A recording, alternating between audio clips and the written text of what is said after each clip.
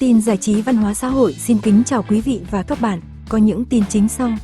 Chuyện học hành của chị em Hòa Minzy là một câu chuyện thú vị và đầy cảm hứng, được chính chị gái ruột Nguyễn Thị Hằng chia sẻ. Sinh năm 1992, chị Hằng là người luôn được gia đình tự hào bởi thành tích học tập nổi bật, từ cấp trường đến cấp quốc gia. Chị sống tự lập, học giỏi và được xem là hình mẫu học sinh lý tưởng. Trong khi đó, Hòa Minzy em gái của chị lại có con đường học hành hoàn toàn khác biệt, nhưng cũng không kém phần đáng nể. Theo lời kể của Nguyễn Thị Hằng, từ nhỏ Hòa đã đam mê nghệ thuật, đặc biệt là ca hát. Từ cấp 1 đến cấp 3, Hòa tham gia nhiều hoạt động văn nghệ ở trường và được thầy cô, bạn bè yêu quý. Tuy nhiên, vì quá tập trung cho nghệ thuật, cô đôi khi lơ là việc học, khiến bố mẹ không khỏi lo lắng. Gia đình khi ấy cũng không mấy dư dả, nên Hòa không có điều kiện tốt để phát triển như nhiều bạn bè đồng trang lứa. Khi lên lớp 11, Hòa đã quyết định theo học trường Cao đẳng Nghệ thuật Hà Nội, một bước đi táo bạo cho một cô gái trẻ đam mê âm nhạc. Tại ngôi trường nghệ thuật, Hòa vừa học tập chăm chỉ để đảm bảo điểm số, vừa tích cực tham gia biểu diễn, xây dựng các mối quan hệ và khẳng định bản thân. Những năm tháng đầu theo đuổi nghệ thuật không hề dễ dàng, nhưng với nỗ lực không ngừng, cô đã dần vươn lên, trở thành một trong những ca sĩ được yêu mến.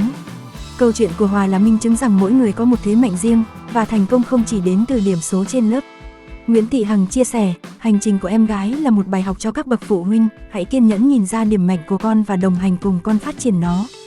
Giờ đây, khi đã thành đạt, Hòa Minzy muốn dành thời gian nghỉ hè đưa bé Bo con trai mình về quê ngoại, để bé trải nghiệm tuổi thơ giản dị như mẹ từng có. Cô khẳng định không ép con học quá sức, chỉ mong bé ngoan và học đủ là đủ. Đỗ Thị Hà ngắm hoa anh đào nở muộn, thăm bảo tàng bia ở Nhật. Vào đầu tháng 5, Hoa hậu Đỗ Thị Hà có dịp đặt chân tới thành phố Sapporo thuộc đảo Hokkaido của Nhật Bản, đánh dấu hành trình tiếp theo của cô sau chuyến du lịch tại Hồng Kông, Trung Quốc.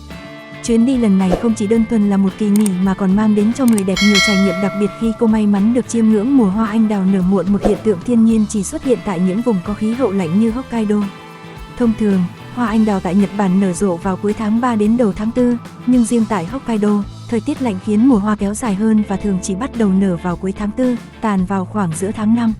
Nhờ vậy, dù đến Nhật khá muộn so với mùa hoa ở những nơi khác, Đỗ Thị Hà vẫn kịp bắt chọn những khoảnh khắc tuyệt đẹp giữa rừng hoa anh đào đang khoe sắc rực rỡ. Người đẹp tỏ ra hào hứng khi chia sẻ hình ảnh và cảm xúc trên mạng xã hội, thu hút sự chú ý từ đông đảo người hâm mộ. Không chỉ dừng lại ở việc thưởng ngoạn cảnh đẹp thiên nhiên, Đỗ Thị Hà còn có dịp khám phá văn hóa địa phương khi đến tham quan bảo tàng bia Sapporo, nơi lưu giữ lịch sử và quy trình sản xuất một trong những thương hiệu bia lâu đời và nổi tiếng nhất Nhật Bản. Tại đây, cô được tìm hiểu thêm về nghệ thuật ủ bia truyền thống, thưởng thức các dòng bia đặc trưng của địa phương và cảm nhận sự tinh tế trong từng giọt hương vị. Chuyến đi còn để lại ấn tượng mạnh khi cô có cơ hội thưởng thức món cua nổi tiếng của Hokkaido. Loại cua được đánh giá là một trong những món hải sản ngon nhất tại Nhật Bản nhờ hương vị tươi ngọt và độ chắc của thịt. Đỗ Thị Hà chia sẻ, đây là một trong những trải nghiệm ẩm thực khó quên trong chuyến hành trình lần này.